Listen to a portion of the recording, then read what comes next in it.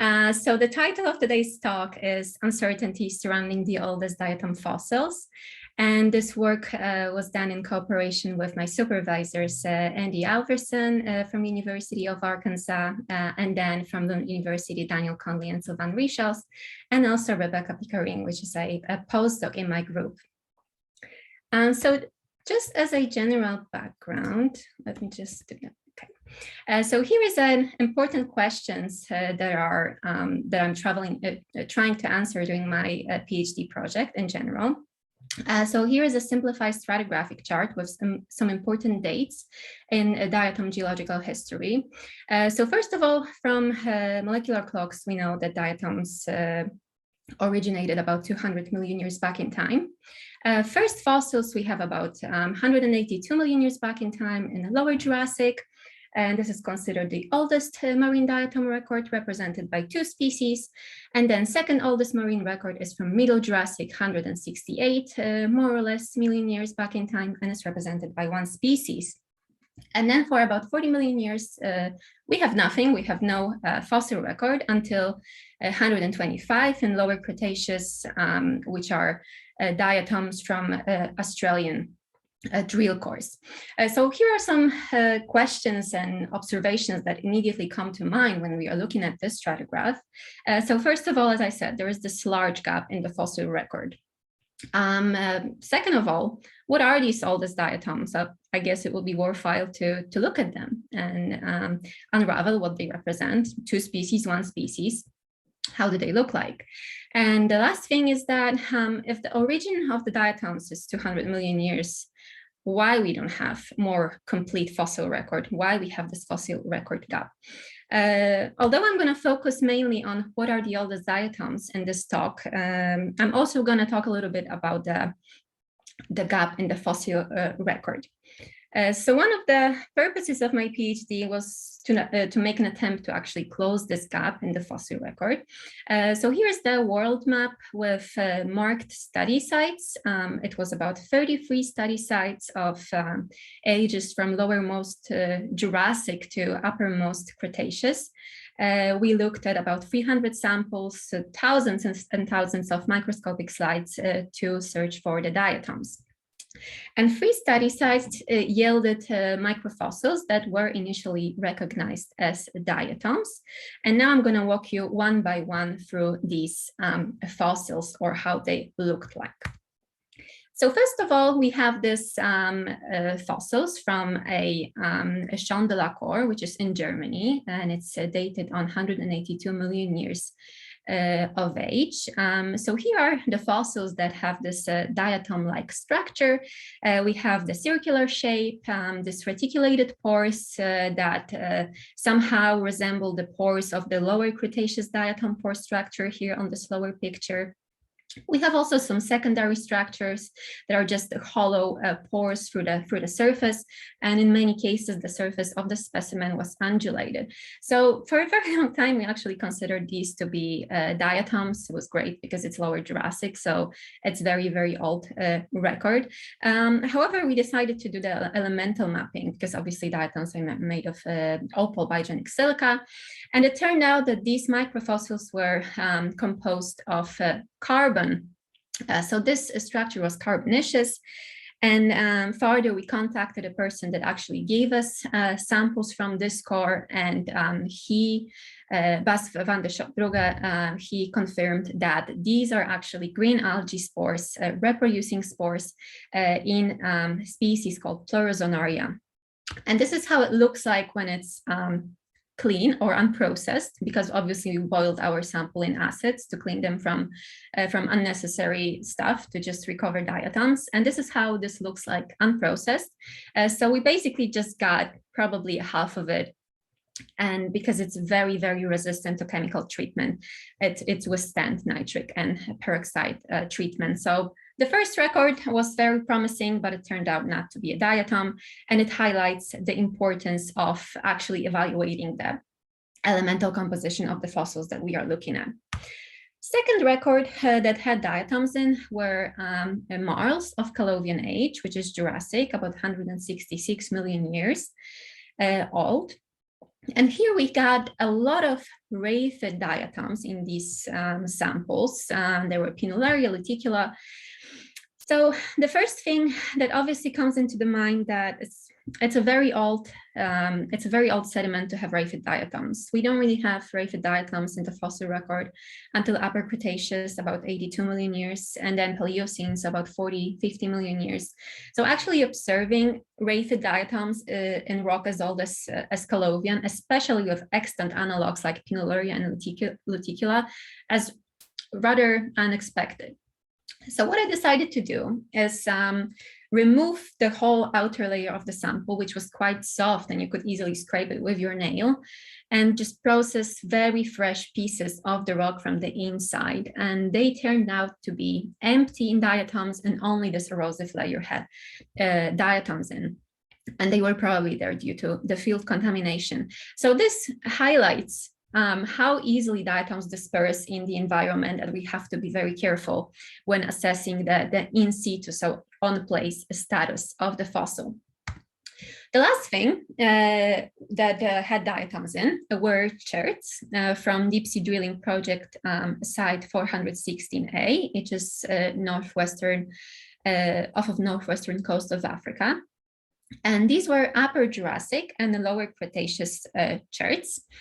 And they were pyritized diatoms. You can see that they are black under light microscope. Some of them just had some accessory minerals, but more or less they were badly preserved. So something that we would rather expect from cherts. And they had obviously various taxonomical associations, but these diatoms were already present in Cretaceous. So it wasn't anything alarming that they don't look like they don't belong there. What was alarming maybe was that there was no Cretaceous specific taxa in these samples, because there are diatoms that are only representing Cretaceous. So it would be very comfortable to actually see them there and make sure that, well, we are looking at something that is real. But it wasn't that alarming yet. But then in these samples, we had also coccolithophores and other microfossils, and coccolithophores are normally used for biostratigraphy of Mesozoic and Cenozoic. So we decided to evaluate the taxonomical association of these coccolithophores to establish the age or confirm the age of these cherts. So initial reports that described the site suggested that the sediment could have been moved during the drilling, that some layers could have been mixed. And indeed, our coccolithophores assemblages proved it, because we had both Cenozoic and Mesozoic taxa mixed in one sample as young as 20 million years and as old as 150 million years. So this obviously made it impossible to assess the age and say whether these diatoms are of Mesozoic or Cenozoic age. So we had to reject these fossils. So this example shows us how important it is to actually make sure that the sample that we are looking at is really where it belongs. So it makes you think how to validate this oldest record, right? We looked at 33 study sites. We looked at hundreds of samples, because yes, it's hundreds of samples. And we still didn't find any diatom fossils that are fulfilling like this very high standards that we are expecting from the oldest diatom fossils when we want to publish them. And we are applying this many levels of different tests to make sure that what we are looking at is real, and we're still failing. But while applying these additional measurements, we actually prevented our wrongful records from being published. But then it made me feel like, okay, there is this record of the oldest diatoms, which was published 120 years ago. And does it fulfill the same standards as I'm holding my research to? Can this tick all of the boxes that I expect from the oldest record to fulfill? So now we're going to move towards the second part, uncertainties in the oldest diatom fossil, which is the main subject of this talk. So what are the oldest diatoms? These are Lower Jurassic diatoms. They were published by August Rothblatt in 1896, so over 120 years ago. They were recovered from Lower Jurassic in Germany. So here is the drawing that author is providing in the publication, which is titled About Phimatoderma, a diatom enclosing horn sponge in English. So here is the specimen called Pyxidicula. This is how Rothbard calls this, Diatom Pyxidicula, drawn next to Stephanopyxis to show, in author's opinion, a similarity between these two. An important thing to notice is that the scale bar for Stephanopyxis is different than for the Pyxidicula, so it should be significantly smaller if we would hold it up to the same scale. Additional drawings that author provides are in something that we would call now a supplement. So obviously it's Germany, so it's not that far away from Sweden. We can go and we can sample. And author gives us all of the information that we need to actually go and attempt the sampling in the same place. So first of all, we know that the sample that author looked at is called Phimatoderma. He identifies it as a sponge. Further, we know it's upper Liassic shales.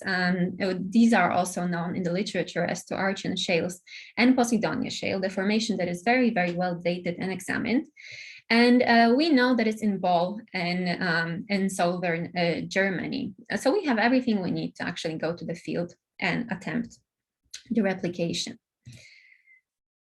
So this is an outcrop in Bol. We went to Germany last summer. So this is an outcrop in Bol, and in blue, the position of samples taken is marked. And the Posidonia shale, or the Archean black shales, or Liassic shale, is a complex that is about 2 million, 3 million years of age from the top to the bottom.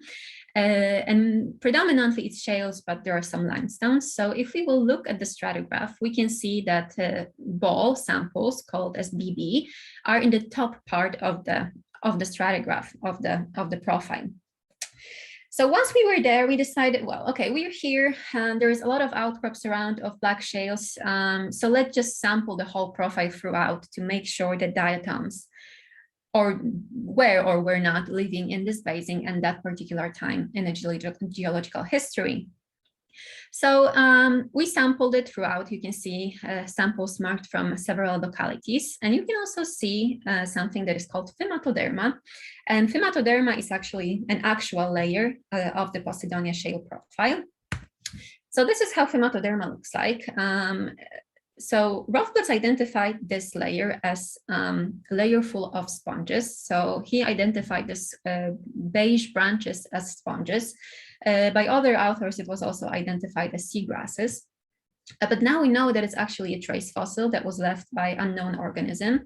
And this sample is actually not exposed right now in any known outcrops in southern Germany. It's the places that are actually having black shales are many times used for exploitation, and this layer is below the one that are constantly submerged under the water for purposes of exploitation, so we couldn't get it in the field. But happily we got this in the State Museum of Natural History in Stuttgart, courtesy of Gunther Schweigert, and we could examine this sample. So we have exactly the same sample as Rothbard had from slightly different locality, but these are not very far away from each other. This is also important to mention that actually no sponges, like sponge specimens, were found in Posidonia shale. So it's rather unlikely that Rothbard had actually something different than that, but the name is the same, and also how he describes it is the same. So we are pretty confident that this is the same sort of material. So we analyzed obviously all of the samples that I marked on the stratigraph. None of them had diatoms. For the Phimatoderma, we had a slightly different approach because I wanted to capture all of the microfossils that are in Phimatoderma. I examined it both processed and unprocessed. So unprocessed is obviously raw material, and processed is diluted in acids. And this is how Phimatoderma looks like when it's unprocessed on the SEM. We can see a lot of coccolithophores. These circular things are coccolithophores. A lot of minerals, some other structures that are quite curious, but we don't really know what they are yet. And then a lot of mess in general. And when we start to look a little bit more at Phimatoderma, we start to see these different shapes, Some are a little bit bigger, some are a little bit smaller. We are looking at scale bar of 5 to 10 micrometers.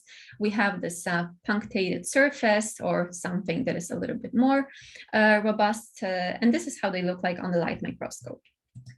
So let's say a little bit more about these fossils. So these are actually calcareous nanofossils. We did elemental mapping on them, and they are made of calcite, carbonate, and we could identify them as Schizosphaerella, which is quite uncertain what this actually represents. But what we can say about it is that this organism has unevenly sized halves. It has a punctated surface, which we can see here, a bigger half and smaller half. It has slightly deflected margin, which you can see on both specimens. And the sizes vary between 5 and 15 micrometers, and it's in great abundance in Phimatoderma. So this is exactly the same thing that Rothblatt tells about Pyxidicula. So we have the same sample, we have the same characteristics. The other thing is that I didn't capture that, but Schizosphaerella normally is composed of two halves, and it can merge on in different ways. Here are different three species.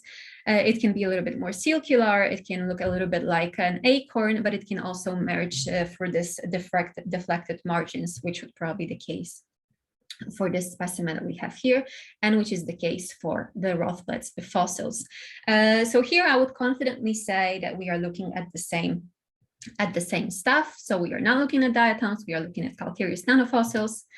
The other thing is that Rothblatt described two species of Pyxidicula, Pyxidicula boliensis and Pyxidicula liassica. For Pyxidicula boliensis, Rothblatt says that it's circular in the cross-sectional view, while Pyxidicula liassica is elliptical in a cross-sectional view. So this is the same thing that we can say for Schizosphaerella. So for the things that we observed, some are circular, some are elliptical, and it's not due to different species. This is due to the compaction, because black shales are very compacted sediments. So this is rather an alteration due to compaction, not a species-specific characteristic. So here I would say that actually these two fossils that Rothblatt described are the same species. So there is another argument that is against me at that point, is that a lot of people argue in the literature that Rothblatt dissolved his specimen in the hydrochloric acid, and therefore fossils that he observed has to be siliceous. So when we translate the paper itself, we can read that. So Rothblatt writes, to study Pyxidicula's outer form, it is best to dissolve a piece of the fossil sponge in the dilute hydrochloric acid. The silica shells then remain, while coccoliths, sponge needles, and foraminifera shells all go into solution. The small shells then float around under the cover glass and can be viewed and measured from all of the sides as they rotate. So it almost seems like the digestion of a sponge of the Phimatoderma actually took place on the microscopic slide. And the same author, so Rothblatt, couple years later, actually describes the protocol like that in the other publication and the other fossils that he describes. So it seems like the dissolution of the sponge or the Phimatoderma, as it is not a sponge, took place on the microscopic slide. The other thing that author says is that when he observed Pyxidicula unprocessed, it had this sort of pattern that we could associate maybe with areolae of a diatom, while after HCl exposure, it goes away. So the surface dissolves. So this is what the author says himself. The surface of Pyxidicula dissolves. Obviously, diatoms are not dissolving in HCl, definitely not in the dilute hydrochloric acid. So this is probably, dissolution is probably due to a calcareous character of a fossil. This pattern is actually visible on Schizosphaerella, not very well on ours, but we can see more or less it's probably filled up with all of the other minerals that were in the sample, and our Schizosphaerella completely dissolved in 1% HCl over 30 minutes. So we propose about the Lower Jurassic record. First of all, that Phimatoderma is not a sponge, but a trace fossil. We don't propose it, we know it, it's a fact. Second of all, we propose that Pyxidicula is likely a Schizopharella and was misidentified by Rothblatts. We propose that Pyxidicula liassica and boliensis, so these two species that Rothblatt describes, are actually the same species, or actually one species of Schizopharella. And we think that Phimatoderma was likely dissolved on the microscopic slide. So the amount of HCl was not enough to actually dissolve all of the parts of the calcareous parts of the sample. There was a lot of coccolithophores that are smaller and thinner than Schizopharella. So it's possible that the reaction with HCl was exhausted before it reached all of the calcareous parts of the sample. And it led Rothblatts to the false conclusion of its siliceous composition. I think it's possible that the type slides were actually never made, as we read that they rotate under the cover slip, like on a solid mountain slide, nothing rotates, everything stays still. So it's actually possible that these type slides were never made. So now we're going to move to the Middle Jurassic record. So this is the second publication, also by August Rothblatts, published in 1900. It's a record from Switzerland, and the English title of the publication is "On a New Jurassic Horn Sponge and the Diatoms Enclosed Therein." So Rothblatts did not actually get the sample by himself. He received a sample from a hobby collector called Frank Stockmith. And this sample was collected, quote, 10 minutes below the Rengley Pass between the Saxet Valley and the Sult Valley on the Sult side in the scree below the Schwalmere, which is a mountain. So immediately we can see that this sample was actually collected in the rock rubble, so was picked up from the ground. And this rock rubble was adjacent to the Lower Cretaceous section, not Middle Jurassic section. So the age of Middle Jurassic, so we are talking about something like 30, 40 million years, well, 30 more likely. So the age was actually of Middle Jurassic was assessed by a geologist, Fellenberg, who knew the area of the sampling very well. And he suggested that the piece of the sample arrived at the sampling locality through the glacial transportation. So it came from a peak. It went with the river and it ended up where it was collected. So it's obviously, well, this is not a very reliable source of material, but again, we can't just state that. So we did a geological map analysis, and it turned out that the Schwalmere peak, so the one that was supposed to be a source of the sample, is actually composed of Lower Cretaceous sediments, not Middle Jurassic. And there is no Middle Jurassic sediments in the area. There is obviously a possibility that the geological map 120 years ago was different and the age was assessed differently. And only now we are observing what is correct according to today's studies. Yet it's not Middle Jurassic, it's Lower Cretaceous. So the first thing that we can say, it's obviously it's unreliable material of unreliable age. But this would be too easy, right? So throughout the writing of the paper, this is already a submitted paper. Throughout writing of this paper, I just thought, okay, let's just look for more literature because it's obviously what you do when you write. And we came across the second paper that Rothblatts wrote the same year. So here we have a paper titled "Night Comment on My Paper on a New Jurassic Horn Sponge and the Diatoms Enclosed in it." So this is a night comment. This is 1.5 page comment that I guess Rothblatts wrote at night, as title suggests.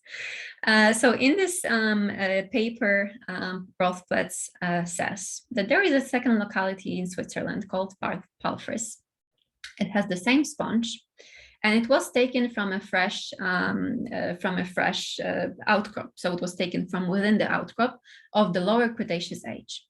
And because of that, because it looks the same, the sample that I previously described from the other locality in Switzerland is not Middle Jurassic anymore. It's definitely Lower Cretaceous. So we don't have Middle Jurassic fossils, we have Lower Cretaceous fossils.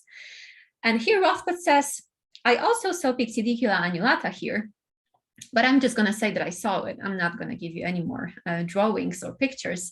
I will just inform you that I saw these there.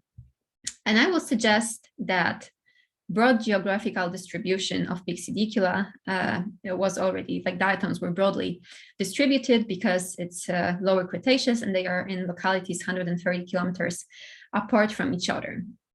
Well, obviously, this is 1.5 page paper. Something like that would never be accepted in today's scientific article or as a scientific article. But again, we are talking about 120 years back in time. So these are completely different standards. Nevertheless, it still have quite poor support. And in our search for Mesozoic diatoms, we examined sample from 7 kilometers away from Palfris. It's a little bit younger, but it's in the same formation of Palfris marls. And we did not observe any diatoms in there. It would obviously be great to go and try and sample the Palfris as well, but it was obviously in the middle of the winter. We wanted to publish the paper and Alps are under the snow still, so we would have to wait another half a year, which we obviously didn't have time for that because my PhD has a time constraint. But whenever we're gonna have a chance, we're obviously gonna do that. But there are several things that we can say about Pyxidicula annulata without actually going and sampling this sediments. So first of all, why did Rothblatt name it Pyxidicula? So when we look at this and we recall in our head how Lower Jurassic Pyxidicula looks like, they don't match. They look completely different. The size is different, the characteristics are different, and author himself actually says that these are two different things, but I cannot come up with anything else. I cannot come up with a genus that suits this better. He does a little bit of a deliberation on Alacosaira and the fact that Alacosaira has a ring lice, and he compares it to this thing that he sees in the cross-sectional view, but obviously there's nothing between this and Alacosaira that makes them be even closely related. But what we can say about these fossils is that, well, they have evenly sized halves, they have densely punctated surface, you can see it here, and evenly sized halves, and they have this thick inner ring in the cross section. They are quite big as well, about 50 micrometer this direction and about 30 this direction. So for me, obviously it's a drawing, so it's difficult to say, but is it even a diatom, right? Well, I can't really think about a diatom that would look similar to that. So at that point, I was just thinking, well, I never really just Googled Pyxidicula ehrenberg. What will Google tell me? Maybe there is some very easy explanation for that. So when you Google Pyxidicula ehrenberg, there are two things that come up. First is Pyxidicula ehrenberg 1834 or 33. That was used in Taxonomy of Diatoms. And there is Ehrenberg 1838 that is used in the Taxonomy of testate amoeba. So would Ehrenberg describe two different organisms under the same genus name? Probably not. Ehrenberg was a smart guy, so probably he wouldn't do that. So what happened in the taxonomy that we actually have this two dissociated uses of a Pyxidicula ehrenberg? So where did Pyxidicula came from? If you look at biodiversity library, we can find that name Pyxidicula was actually first used in 1820 in some Russian Latin botanical lexicon. And it was used to describe a globular form which at maturity splits into two halves. Not specify what type of organisms we are talking about, but it's globular and splits into two halves.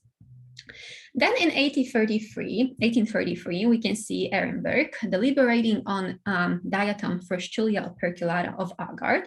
And here he says, if we want to be consistent in our taxonomy, Fröschulia operculata would require a special genus, which I would call Pyxidicula. So here is where the Ehrenberg 1833-34 comes from. He just suggests that this Fröschulia operculata should be moved to a new genus, but it's not actually official moving. It's just a suggestion. And it's actually done in 1838 publication when Ehrenberg describes it throughout and supplies us with drawings. So this is where the dissociation between Ehrenberg 33-38 comes from. This is actually describing the same thing. So here is drawings of Pyxidicula operculata. So the very first Pyxidicula described as a diatom. So we have evenly sized halves, we have a thick inner ring in the cross section, and we have densely punctated surface. I'm pretty sure I just said that when I was describing Pyxidicula operculata of Rothblatt's. So it's, well, it sounds pretty similar. So what happened in the literature? So Pyxidicula operculata was moved to Rhizopoda, to testate amoeba, in 1874. And first it was placed in Archella operculata, and then in 1802 it was placed in Pyxidicula operculata. So by the time when Rothblatt published his record, it was already considered testate amoeba. So Pyxidicula shouldn't be at that point used anymore in Diatom taxonomy. But we are, again, obviously talking about times 120 years ago.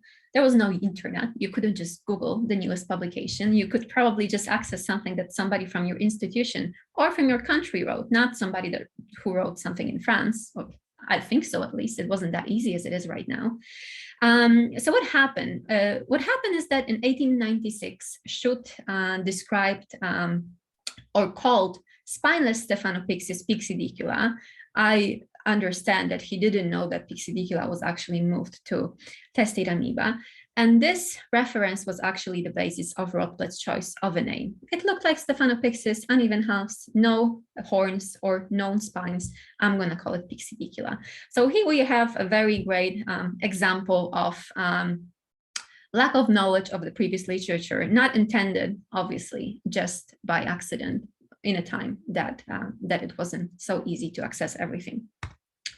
So if we look at Pyxidicula operculata, and if we looked at testate amoeba in genus Pyxidicula, we can see a lot of similarities, I would say.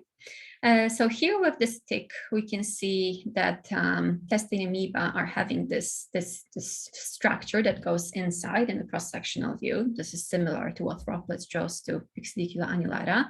And we have this thick inner ring that's obviously is also exhibited on drawings of Rothblatt's. Testate amoeba are composed of two halves. This is probably not the best example because you can see the focus is a little bit different out on the outside, but on the inside, but it splits at maturity. So when the new testate amoeba grows, it grows on the other side, and it's the same as the older one. It has sort of this egg shape halves, and it's densely punctated. So when I look at this, I'm more convinced that these drawings represent actually testate amoeba that they do diatoms. So what we propose, first of all, the first sample that was collected in Switzerland was picked up from the ground, and material collected from the rock rubble, it shouldn't be the source to describe fossils, unless we are in a section and we know that, like, unless we are finding it in a section that we know is well dated and there is a very characteristic lithology, and we can say unequivocal, certainly that this is what we are looking at, but not just picking up from the ground and thinking that, okay, it arrived from somewhere else. Pyxidicula operculata is more likely a testate amoeba than a diatom. This is how I think, and I think my co-author would agree with me. Pyxidicula Ehrenberg should rather be used in the taxonomy of testate amoeba than ever in diatom taxonomy. It was still used in 18th and 19th and 20th century in diatom taxonomy, but the very first one that was described as diatom was further moved to testate amoeba. So I think that shouldn't be used anymore in diatom taxonomy. And then there is this problem, because there are two samples from Switzerland that are 130 kilometers away from each other. So why did they have the same fossils? Is it possible that it's in place testate amoeba? So testate amoeba are brackish and freshwater organisms, and Pyxidicula testate amoeba actually does appear in Cretaceous fossil records, so it wouldn't be very, very surprising to have it in the Lower Cretaceous. But sediments from Switzerland were deposited in an open ocean environment, so it's not on place fossil. It might have been contaminated in the field through the riverine transportation, or more likely it was just lab contamination, and unfortunately these are very common things in the lab. Nevertheless, we are not certainly sure where did it came from, but we are rather sure that these are not diatoms. So just to say that these are not diatoms. So the record from Lower Jurassic is calcareous nannofossils Schizosphaerella of Lower Jurassic age, and the other Pyxidicula annulata described by Rothbard in 1900 is actually, I think by accident, placed in the correct name under Pyxidicula Ehrenberg, that is a testate amoeba. And we don't really know what is the origin or the source of this fossil. So just to sort of put it together, right? Because in the beginning, I just showed you all of this negative results, and then how does it relate to the Rothbard's fossils? Well, it relates in a way that it actually helped me realize how many layers of confidence we have to apply to our rocks, to our samples, to present the record that is 100% correct. So first of all, the diatom-like structure. So this green algae spores really showed us how important is elemental mapping, elemental analysis. And maybe if Rothbard would have it in his times, he would be able to do that on his fossils and actually realize they are not siliceous but calcareous. The field contamination actually shows how easy diatoms disperse in the environment, which could be the case for the testate amoeba in middle or lower Cretaceous, so the second record. And the age control issue, so about the material that was picked up from the ground. If we get a material from the well-dated deep sea drilling cores or ODP cores that were dated multiple ways, we still get something that was displaced. It just shows us how certain we have to be. What is the age and what is the source of the material that we are looking at?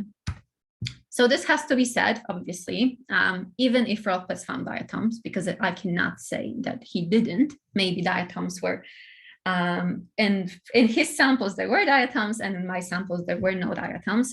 There's still a possibility like that. Taxonomical evaluation is impossible. We have no sites. We can't look at these fossils, and elemental composition cannot be evaluated. So why am I saying that? Why is that even important, right? So if we remove Pyxidicula from a fossil record, we are creating this 75 million year gap between estimated origin time and all the well-preserved fossils from 125. So it alters our understanding of early diatom evolution, because Pyxidicula was used in several contexts. That maybe this is how the oldest diatoms looked like. Maybe the oldest diatoms have to be small. Maybe the oldest diatoms have to have uneven halves. Maybe Pyxidicula is the first silicifying diatom. Well, if it's not a diatom, that we can't really derive any interpretation from it anymore.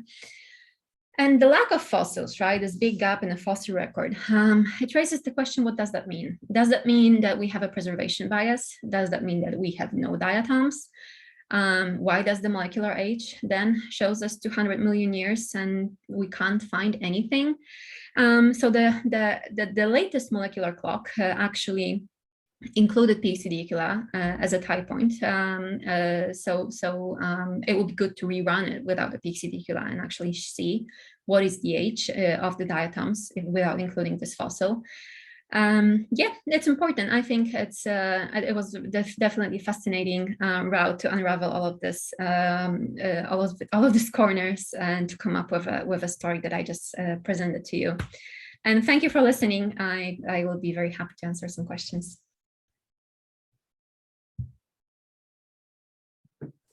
Thank you very much, Karolina.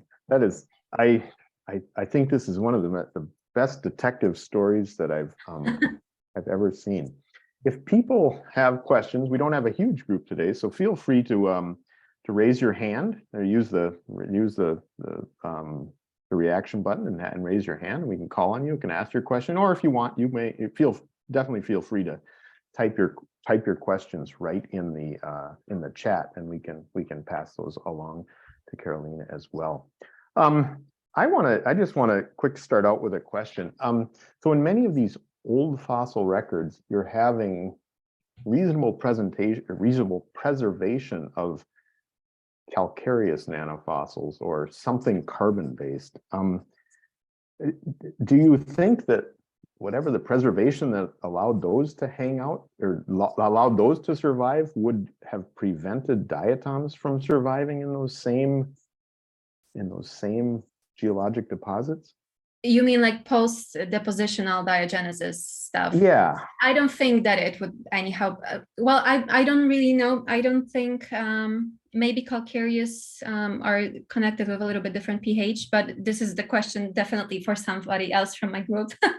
But I wouldn't say that that's the case. Maybe silica is undergoing more diagenesis processes after the deposition. And I think for that, we have a very good support because in all of the samples that we actually looked at, we didn't see radiolarians, we didn't see sponge spicules, and they are in the fossil record for 500 million years. So they should be there. And yet we didn't see anything. So there is definitely something that happened after the deposition that prevented us from observing siliceous microfossils, yes. But if the calcareous nanofossils are very well preserved in many cases, so probably that's a good point that the diagenesis didn't influence them as much as silica. Yeah. Okay. And did you use when you were looking at materials under the SEM, did you use elemental analysis to identify that they were carbon-based? Yes. Everything that I looked at, everything that I saw that even remotely looked circular, yeah, everything. We were running elemental mapping on everything. Okay. And where was Rothpletz actually? What was his role? I've heard his name all my life, and I don't. Yeah. Was he a geologist? Was he a museum I think person? so. I would say, yeah. I think he was a geologist. These papers that are actually describing the diatoms are a part of like much bigger volumes that are describing different, like for example, this Sphymatoderma. There is a whole section in the publication that is actually describing this sediment itself. So I would classify him as a geologist, yeah, as a scholar scientist, yeah. He was based somewhere in southern Germany. Yeah. All right. Well, I was surprised that there was no material or slides around that you could directly connect with them. So yeah. That was like, we try so hard nowadays to make sure we put these things in museums and have them preserved. Yeah. Leila, you've raised your hand. You want to go ahead and turn on your camera and unmute yourself? Yes, thank you, Mark. Thank you, Karolina. Well, it was a little bit disappointing for me to see that all the oldest one, either there is a problem of age control or field contamination or diatom-like structure. But if for the tested amoeba, I have a question because the ring that we see is quite curious because the test amoeba in quaternary sediment are completely different. So have you worked on it? Are you sure it's tested amoeba?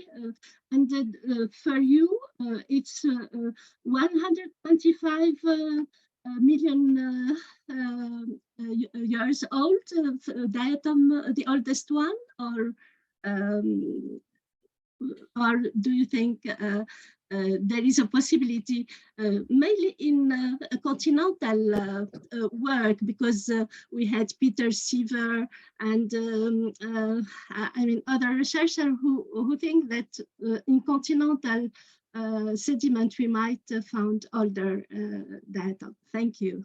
Okay, so first about testate amoeba. So these are all live testate amoeba, and this is basically how they look like also in a fossil record. So I'm obviously not very familiar with a testate amoeba taxonomy, but I contacted the person that is, and this is how they look like. So we are certain that what I'm comparing it to is actually a testate amoeba.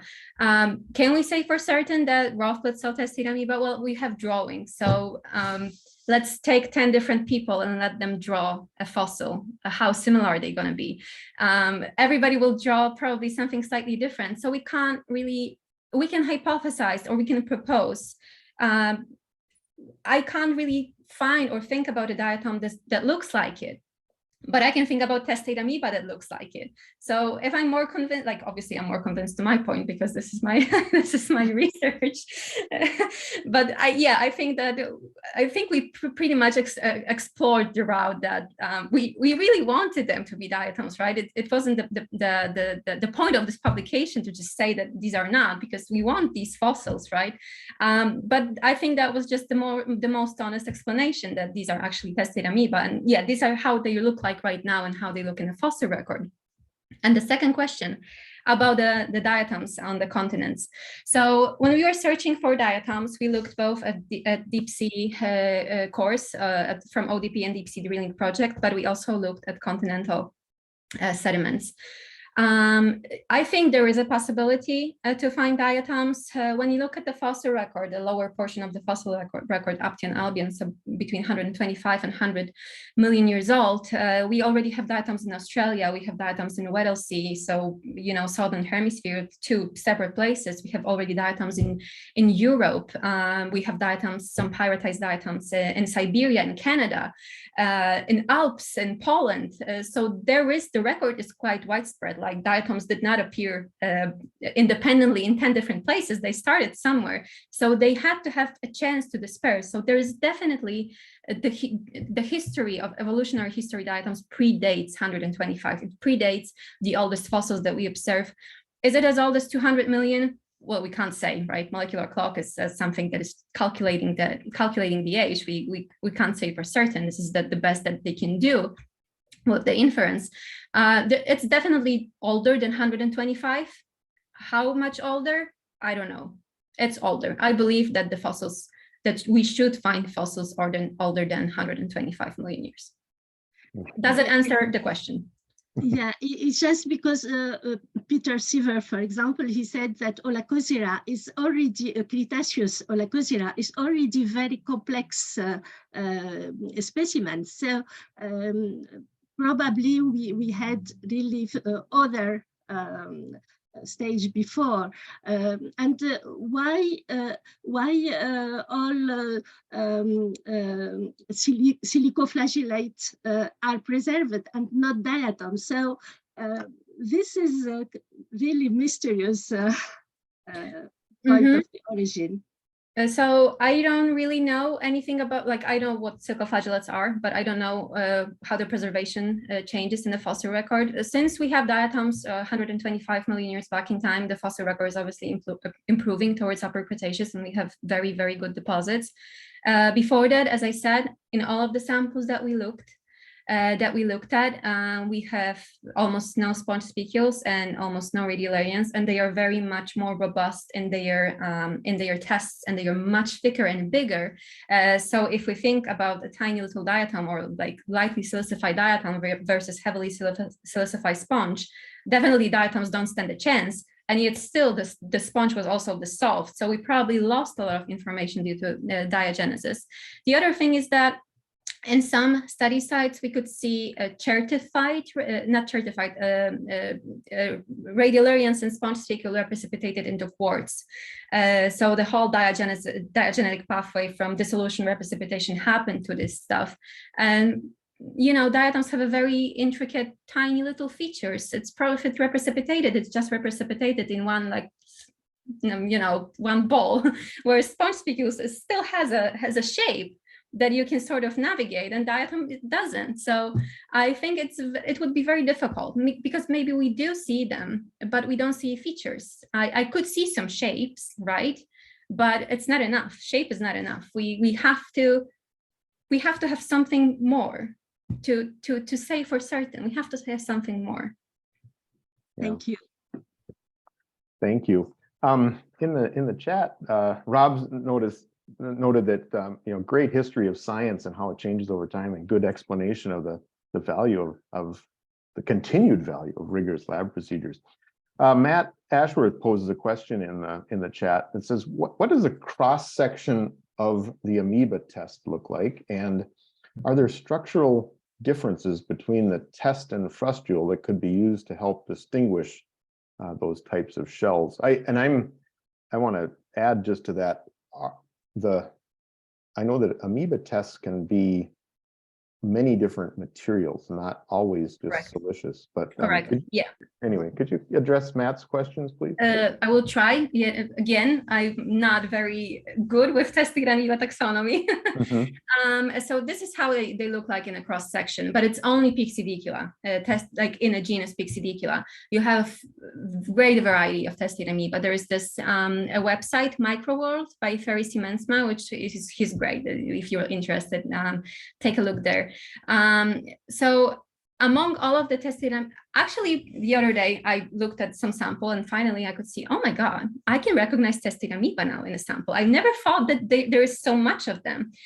So I think if you're looking at a live tested amoeba, it's obviously going to have different internals than a live diatom, right? Well, they are most of the time, they don't like, the surface is punctated, right? They don't have any areolae, and from diatoms we would definitely expect some areolae. They have evenly sized halves, and diatoms have unevenly sized halves. So these are the some features. The tested amoeba are quite big as well. I know that you can have quite big diatoms as well, but these are definitely, I would say, in many cases bigger. So I would say across all the tested amoeba that I actually saw, this is something that resembles the diatom the most. Majority of them have a little bit more wonky surface. Sometimes they look like a little bit of air got out of them, so they are a little bit flat and wavy on the surface. They have very different margin types. So I would say that this example of Pyxidicula is very unfortunate because it looks a lot like a diatom. But then, yeah, obviously, when we look at like this, for example, like obviously the Lower chloroplast, this is not a diatom. Yeah. So there are like many things that I think are distinguishing these two. But yet again, I think that would be a little bit better if some tested amoeba person could bring your perspective, and me as a diatomist could bring the perspective, because I simply can't answer this better. Sorry. Okay, thank you.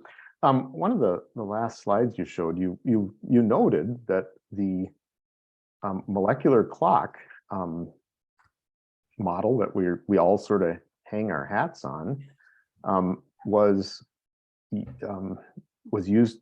This Pyxidicula from Rothbless was used as a tie point in that molecular clock. Are you guys planning to rework that molecular clock model? Andy Alverson is my supervisor, as you know, as I said. So actually, this is a part of the other paper that I'm writing right now. So I sort of went through the tie points that they used in the older molecular clock, and they need some revision, actually, according to the Cretaceous diatom taxonomy. So this is what we're doing right now, and I think this summer, from what Andy said, or this year, the clock will be rerun without Pyxidicula and with some updated tie points. So we're gonna see what it's gonna show. But from what Andy said, I think they run it with and without, and it wasn't much different. Okay.